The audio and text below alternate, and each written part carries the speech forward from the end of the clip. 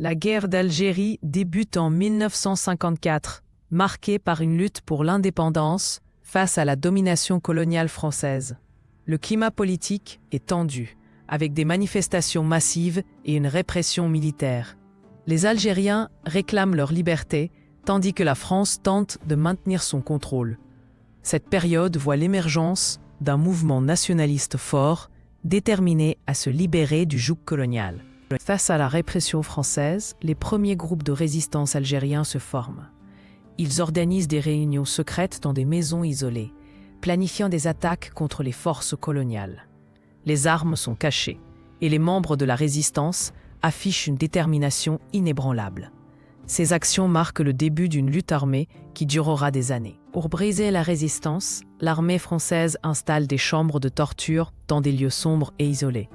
Ces endroits deviennent des symboles de l'horreur, où les prisonniers sont soumis à des méthodes brutales. Les instruments de torture sont variés et les soldats français agissent avec une impunité totale.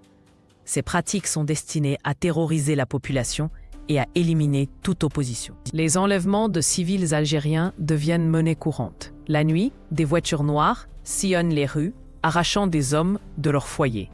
Ces disparitions forcées plongent la population dans la peur et la paranoïa. Les familles des victimes sont laissées sans réponse, ignorant le sort de leurs proches. Ces actes sont une tactique pour semer la terreur et briser les liens communautaires. Les prisonniers dans les chambres de torture endurent des conditions inhumaines. Enchaînés et isolés, ils sont soumis à des sévices physiques et psychologiques. Les murs sont tachés de sang et les cris de douleur résonnent sans fin. Ces lieux deviennent des symboles de la brutalité coloniale, où la dignité humaine est réduite à néant. Les survivants porteront les marques de ces expériences à vie. Malgré les conditions terribles, certains prisonniers tentent de s'échapper. Ils creusent des tunnels à la hâte, espérant retrouver la liberté. Mais les gardes restent vigilants et les tentatives d'évasion sont souvent punies de mort. Ces actes de bravoure témoignent de la résilience et de la détermination des Algériens face à l'oppression. Chaque tentative, même infructueuse, est un acte de résistance. Les survivants des chambres de torture partagent leurs récits, révélant l'horreur de leur expérience. Leurs visages, marqués par la souffrance, et leurs mains tremblantes, racontent une histoire de douleur et de résistance. Ces témoignages sont essentiels pour comprendre l'impact profond de la guerre sur les individus. Ils humanisent les statistiques et rappellent que derrière chaque chiffre, il y a une personne avec une histoire. Les pratiques de la France en Algérie suscitent des condamnations internationales.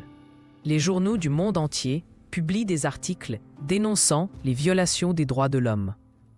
Des manifestants à l'étranger expriment leur solidarité avec le peuple algérien. Ces réactions mettent la pression sur la France, obligeant le gouvernement à justifier ses actions. La guerre d'Algérie devient un sujet de débat global. La guerre d'Algérie prend fin en 1962 avec l'indépendance du pays. Mais la quête de justice reste inachevée. Les archives sont ouvertes et des familles cherchent des réponses sur le sort de leurs proches. Des procès sont intentés, mais beaucoup de responsables échappent à la justice. Cette période marque le début d'un long processus de réconciliation et de mémoire. L'héritage de la guerre d'Algérie est profond et durable. Des monuments commémoratifs sont érigés pour honorer les victimes. Les anciens combattants et les jeunes générations se recueillent, rappelant l'importance de ce souvenir. Cette guerre a marqué l'histoire de l'Algérie et de la France, influençant leurs relations jusqu'à aujourd'hui. La mémoire collective joue un rôle crucial dans la compréhension du passé.